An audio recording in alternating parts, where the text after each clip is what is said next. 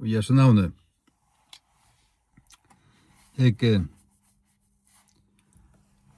Og kyrkjunum, alle de kyrkjunum som kommer ut fra de katolske kyrkjene, her sier man seg hava okkur som heter prest, og man sier seg hava okkur som heter altar her framme. Hva er et altar for nekka? Og et altar ein støyner, eller et hedle, eller et bor, her du offrar okkurt å. Det er et altar. Hva er en prestur for nekka, for et fyrirbrygde? En prestur en mittlumgång og mevor, og mittlum falsk og god, som traditionellt offrar okkurt falksens vegna til god og en altare. Skurrar hette her ikke rattliga negg fyrir der. Hvis det ikke gjør, så er du en analfabetur bibelsk, så du ikke lyser ut Nya Testamentet. Og i Nya Testamentet lesa vi prestanar, høvespresten sort, ta verda og gjøta daumen. Ta vi så kommer ut i brøvene og Nya Testamentet langur fram, Nya Testamentet i kyrkjena, så leser vi ikke altar og prestar og offer og ditten og datten. Vi leser Nytestamentlig se, og etter nytestamentlig lærer, så okkara altar Golgata krossur. Til her ta sørsta offre ble offra, og at det offre ikke offer nejut. Hebreerbrevet sier skjeiferer at han var offra over øyna fyrir allar, og vann okkon evige løsn, hver han, Herren Jesus Kristus. Og vi har ikke et altarbår, vi har Herrens bår, her som frelst, endurfødt, tryggvande folk, møtas undan sida og eta brei og ribennasaft, eller vindrusaft, og minnast tan Herre og frelsare som de langt heva tidsmøte, som de hava ete, øyna for fri atlar, ta det ut, og han, ikkje breie. Johannes 6, 35 sier, brei Guds han, som kom ned av himne. Dal sier brei Guds te. Jesus ikke nekka te. The bread of God is he who came down from heaven. Brei Guds i øren Kristus. Han brei Guds. Han Guds manna. Som, hvis du eter han, så hungrar du ikke atter. Så du finner ikke av et liv. Det ikke her vi sagt at du bare øyna for hever troan, og øyna for hever etian, øyna for ikke med, så du bare trygger bare resten av liven. Du måste halda det at rett honom. Du måste halda ut i trunne.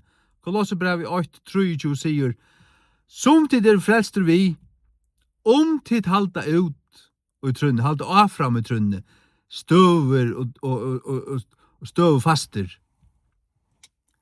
Vi må halda av fram i trunne av Jesus. Ikke være vika i borstur fra vevn glede bådskaperins. Det kan du bliva. Du kan stava tro, og ena for vi rattryggvande steg her, men ikke passa noe vel på. Vi lukka som sløsasliv i tøyla, og blanda, så vi har falska trygg, du ender ut i falslæro, så er ikke her vi bare vi tryggur til at ena for største sannlagan, og ena for vars rattryggvande. Du måste halda av fram å være rattryggvande. Halda av fram og i trunne, det måste du. Det de kan babsa, lorst, enda klotta, sier det nek anna. Da falslærere alle samler. Nei, vi må halda av fram i trunne. Jesus sier selv, vi vuntrei tider grøynane. Vere verande i mer.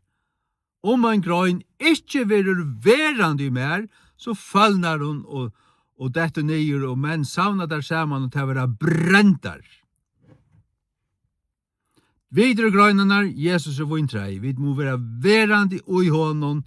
Hvis vi ikke vil være verande, hvordan det med noen som ikke vil være verande? Så var det øyne for, men det passer ikke på. Det blir ikke via vera. Det vil si at du kan stå være, men hvis du ikke vil via være, ikke vil verande, så fallna du og du dorst. At det rettelig grøyt at her. Og 4:15 og i King James sier, da han endurgever gledebådskapen, at det at Jesus døye for, eller kvossi og Jesus døye, kvossi og Kristus døye for synderokkare etter skriften, og at han var griven, og at han røys opp etter 3 deg etter skriften. Men så sier han her i vers 4, som tid du frelster vi, tid halda i minne, hva til pratika i tikkun, halda det i minne, halda fast vid det, minnas til det. Men en treit, til visse du, gjerst dette. Og et år som kanst du ikke brøyta til så satt som, eller så vurst som. Ta tenker man det som givet, 50-50. Det et veamød, du kan velge hatt et latta. Du måst altså halda i minne, og du måst halda av fram i trunne, fyrir at halda av fram og vera standand her til endan. Det ikke automatisk. Det ikke automatisk. Lad ongan babsa, lorstenda, klodda, fastlærere, sier der til at det automatisk. Det ikke automatisk. Og det ikke som øyder et altarbord, og det ikke som øyder prester. Sars du, skal du være rattrygvande, så måst du teka støv faktisk, og i middelen kyrkjena og brøramøynjøtene. Jeg kan stande i kvargon. Jeg stande i kvargon. Jeg stande i det som suttje i skriftene. Jeg fer ikke til noe altarbord. Jeg luter ikke for noen såkalt preste. Han kan skreia seg klein i oss her og brenna deg.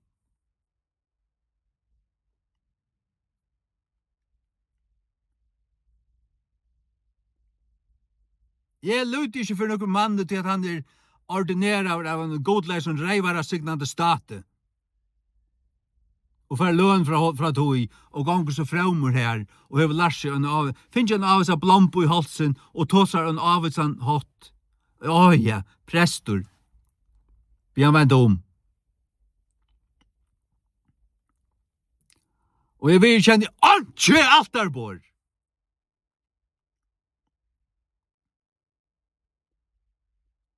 Jeg vil kjenne herransbord. Og jeg vil kjenne Jesu Kristi fullgjørda versk øyna for atlar. Her offrer han seg sjálvan. Han min prestor. En ta min høvesprestor. Og som frelstor tryggvandi i honom jeg prestor. Og hva han hatt? Jo, jeg offrer andlig offer til Guds. Jeg offrer meg sjálvan mot likam som et andligt offer. Og jeg offrer kvært. Jeg offrer gode lovprysingar offer dagliga. Takkar voitaner, og i tjene øren og i andan og vi Guds år i øsne, jeg prætika til og læra til og så videre, så snart tjene er god i andan og jeg en prestor i andan. Og pyrkja leta meg ui nek, pyrkja ordinerast eller nekka som helst, men det skal være nekka ui herran. Og det jeg vil si av sonnen hansara, og tjene i honom og i sannløyga og i andan. Så det en sann prestor som han kjennes vi, og som jeg kjenner. Det ligelen. Kjenner Jesus det, og kjenner du han, og prætika du sannløygan. Gjør du ikke det, så kan du kalla det hva du vil. Og tjøkken føre her, genga her, og være øylaten, og endurteka ritualene, og ditt og datten. Og ditt og amen. Og alt kyrkjefolk nikkar, og ja, nå har vi helt det godstjenest i det. Skrampel. Skrampel. Jeg sier skrampel. Blive frelst, og møtes vi øren, og lese Guds ord sammen. Guds ord til føreska King James, og døyle så ein løyere til middelen. Han hyren, han pastoren, han han som fører for at lære ånd og rett, og en som røyntor, og en som alle samt om, to han. Hatter hyren. Ikke hyren, men hyren. Da jeg sier hyren, så det uslensk. Da sier hyrderen. Hyrder. Vi sier hyre, men da sier hyrder. Og tog jeg hyrderen. Det anker ting som underlig i uslenskon. Men allikevel opprunalig. Underalt det. Men ja, så han hyren, og så kvar som mannjøten vekser, så nekker ære menn og her som gerast eldstar, som standar under hyran her, og som tjattnen i mannjøtene. Og til alt menn. Koner lærer ikke, koner ikke hyrar. Ikke hvis det nøytestamentlig samkomma, så vil det stort etter prøven Paulus her, og i Nøytja testamentet. Ikke du som akkurat kyrkjera under bispe og sang og landen hever lovgivet og at her. Ja, men det varst av kong, av konge vi har vendt om. Vi har vendt om. Jeg jo kyrkje Jesu Krist, her som øyner konger, vi kjenner kongarna kong, han høtti i kyrkje, og i sønne kyrkje, angen annar. Og jeg har angan tog eti han, jeg tåk imot jo noen, da jeg ble frelst, og tåk imot jo noen ødlun, da han ble moin, og jeg ble hansar, jeg gav mitt lansar, og tåk imot honom. Tog at jeg tro og hørte evangelion, at han var deigur fyrir muinarsynder, rattvus og syndafru, døy og mot rumsted, og Golgata krosset, her mun synd ble lagt av han, og vi trygg var han at jeg kan øykleast hans rattvuse og mun synd fyrir på han. Og at han var griven og røys oppater, og at i trunni av han skal jeg øysen røys oppater til evet liv. Opprørsen likamsens og evet liv. Halleluja. Bliven sann tryggvande, og ikke bare til, men rønsa lærerne, og bliv suttjande, og at når du tror bliv suttjande, sutt så, det er ikke at høyre, ja, det er rett, ja, det er så, men nå det noe for så, og så det bare så, så du stadigvæk, du til vattnesa, og skvatt, for hunden, ruskade med vår! Vakna! Og flyte! Og røyste! Og gakk! Og statt! Og Jesu navne. Amen.